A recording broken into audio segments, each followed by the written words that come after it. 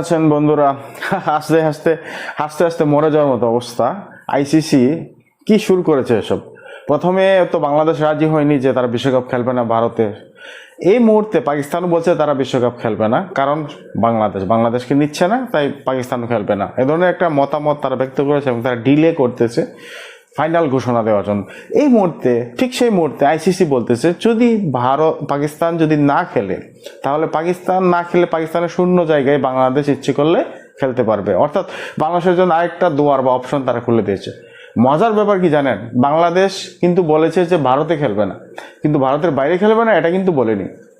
পাকিস্তান কিন্তু সেটাই করছে। পাকিস্তান বলতেছে যে তারা ভারতে খেলবে না, তাই তাদের শিফট করা হয়েছে শ্রীলঙ্কায়। এখন তারা যদি বলে শ্রীলঙ্কায় খেলবে না, তাহলে তার কিন্তু একটা ফাইন বা একটা জরিমানার সম্মুখীন হবে এবং তাদের জায়গা পূরণ করার জন্য তারা আইসিসি বাংলাদেশকে আবার সুযোগ দিবে। এখন বাংলাদেশ কি খেলবে পাকিস্তানের জায়গায়? পাকিস্তান কি ধোঁকা দিবে বাংলাদেশ, নাকি পাকিস্তান বাংলাদেশকে ধোঁকা দিবে? কে কাকে ধোঁকা দিচ্ছে কিছু বোঝা যাচ্ছে না। পুরো একটা হজবরল অবস্থা এবং আইসিসি বসে বসে মজা নিচ্ছে।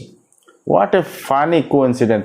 দেখেন আইসিসি এখানে কি মজাটা নিচ্ছে, পাকিস্তান না খেলে বাংলাদেশকে সুযোগ দিচ্ছে, আর বাংলাদেশ না খেলে স্কটল্যান্ডকে নিয়ে খেলাচ্ছে। কি একটা ড্রামা রে ভাই, ড্রামা ওভারলোড দিস বিশ্বকাপ। এই বিশ্বকাপে ড্রামা পুরাই ওভারলোড।